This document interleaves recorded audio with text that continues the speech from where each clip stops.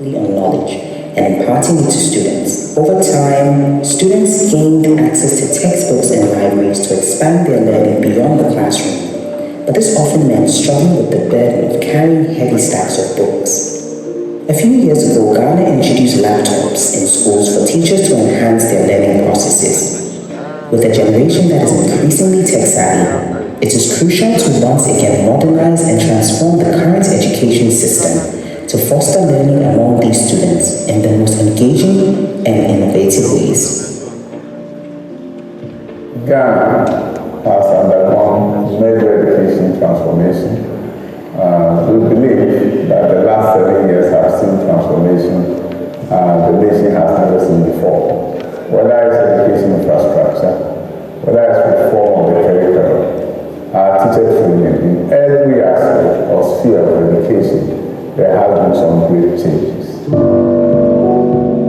The current style of learning is centered on the traditional mode of teaching, where the student is expected to copy notes and study everything theoretically. In this case, we don't get to leave what we learn. The traditional style of teaching limits me very much in the sense that most of the times teachers come to class to dictate notes.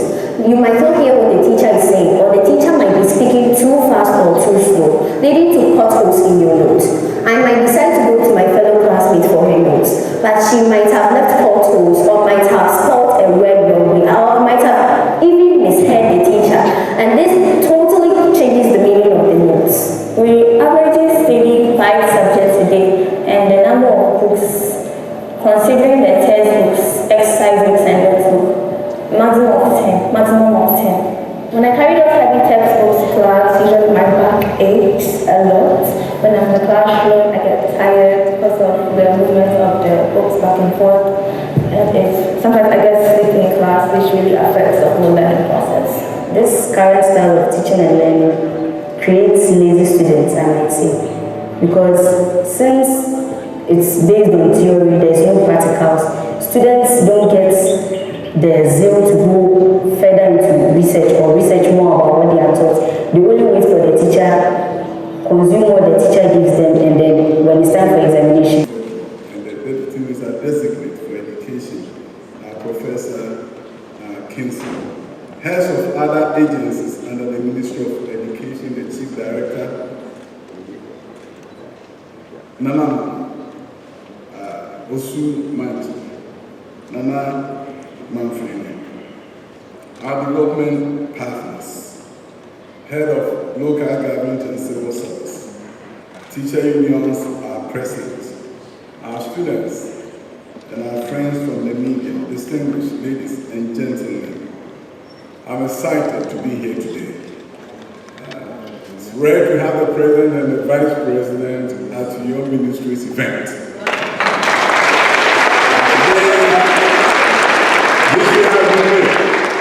I see my boss the president, I see my boss the vice president. And that makes you humble when we are speaking. So Mr. President, with your permission, I'll continue with my address. You know, most of you know that I like the example, but not when you're president and vice president. Because you can't miss anything that you have prepared. So I'll stick to the script. But permit me to say, Ghana is in the 4th Industrial Revolution. And we want to do. Knowing the first industrial revolution of the steam engine, Africa was not part of it. The second industrial revolution came, electricity. Where are the fringes? Third industrial revolution of the computer. We use them, but do not build them. Now we're in the 4th industrial revolution. Time of artificial intelligence, robotics. Time when we can combine biological and the physical and the electrical. Bring about innovation that the world has never seen. The time of YouTube, where you can go in and see what the people have done in videos. This is the moment of Africa. And this is Ghana's moment. And I'm super excited that we get to embark on this after proving our increased enrollment from 800,000 to 1.4 million. Just clap for me. But that is not. I didn't say clap for me. I said, for any government, they will have told you to clap for them. But Dr. Akufo, the visionary president, was not satisfied. He tasked us with the responsibility to improve the quality of education. So I always say our party is the party of manifesto class. We do things that we did not promise in our manifesto.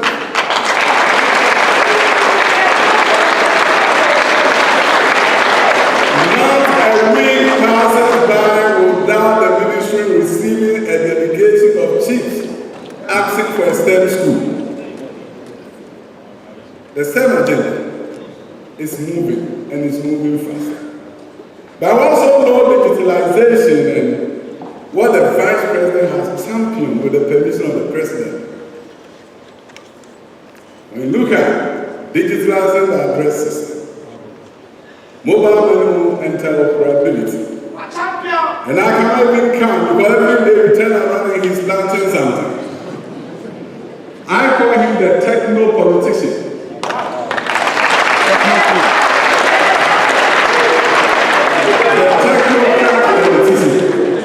Who is digitalizing everything under the visionary president of our time.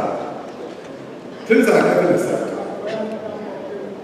Many of us are familiar with a quote from the celebrated American civil rights leader Malcolm X, who said, education, and I quote, education is the passport to the future, for tomorrow belongs to those who prepare for it, unquote. I'm also tempted to quote another American, Benjamin Franklin, who said, and I quote, an investment in knowledge pays the best interest, unquote. After improving access to secondary education, we are now enhancing the quality so that we create a pipeline of the next generation of Ghanaians from our kindergarten, through primary schools, through our junior high schools, to our senior high school. And when I talk about manifesto class, we did not promise in our manifesto that we're going to transform kindergartens and transform primary schools and make them centers of excellence. That's happening under the leadership of the president. But today we are here to talk about digitalization in our high schools. See, since assuming power in 2017, this government prioritized education and proceeded to demonstrate this commitment. When it was said free senior high school was impossible, the government went ahead to prove otherwise, and today, some 5.7 million children who are our own children, brothers and sisters, have benefited from the program. We have produced some impressive outcomes and results from the West Africa Senior High School Certificate Examination. And recently I heard somebody saying that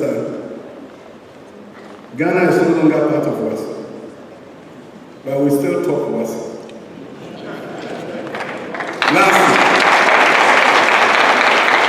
Last year, 2 out of 3 high-performing WASA students in West Africa were from Ghana. And the two came from a very unique school in St. James High School. This year, the 3 topmost students in West Africa all came from Ghana. And once again, 2 of them came from St. James. And 1 from Laboni Senior High School.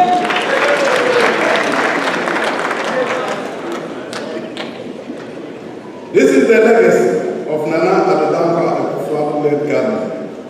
But that is not all. Across the country, we have enhanced the state of infrastructure on various campuses and provided more textbooks and other teaching and learning materials. We have taken steps to enrich the curriculum as we chart a new pathway to future high school education. We have provided computers to schools and provided free Wi-Fi to propel their utilization. We have worked with teachers through their unions to procure laptops for them to aid their work. We have also boosted the reward system with an enhanced Best Teacher Award scheme. This government will continue to ensure the education sector continue to receive its part of the government's investment. Mr. Chairman, Your Excellency, ladies and gentlemen, time is taking so far for Ghana and the rest of the world to achieve the targets set in the Sustainable Development Goals. And for us in the education arena, we have only the next 6 years to ensure inclusive and equitable quality education and produce lifelong learning opportunities for all. And I'm happy to report that we are on course in achieving this target, achieving inclusive and quality education for all, reaffirm the belief that education is one of the most powerful and proven vehicles for socio-economic transformation. We will witness within the next few weeks and months the conversion on some of our existing buildings in our high schools into a smart learning environment. Construction is about to begin in earnest the development of new smart schools across the country. There will be an establishment of aftercare centers in campuses to attend to computers that may need repair.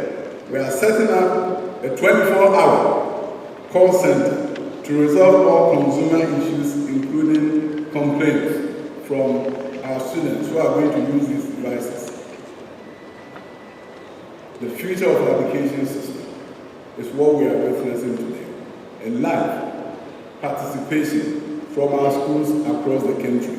The first of its kind at this Ministry of Education. The future is here.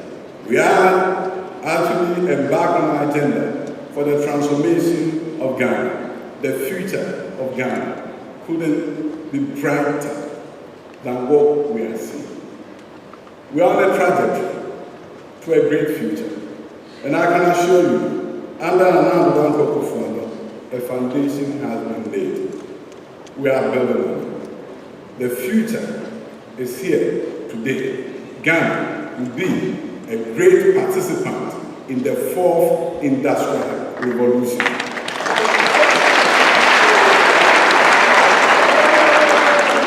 We will win. And the winning begins from today. Education changes the fortunes of countries. No country has transformed itself without improving its education system. We have begun something that 10 years, 20 years from now, the world will talk about. The world will come and see Ghana, see the innovation that brought about the transformation. Historians, Mr. President, will be kind to you.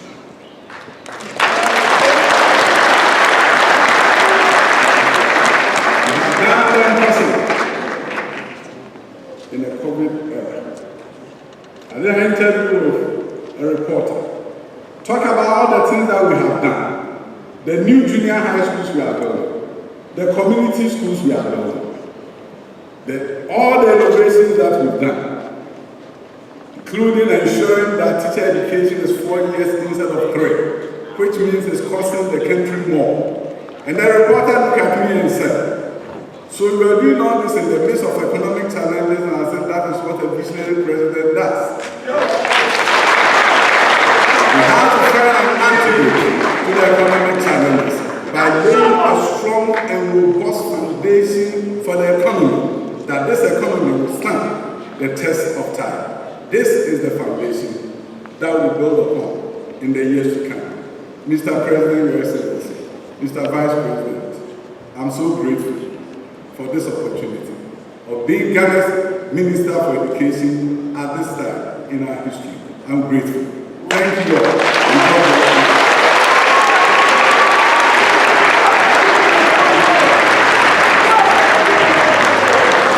And posterity will be kind to his legacy. Ghana's Minister for Education, Dr.Yaw Osei Adutwum, MP.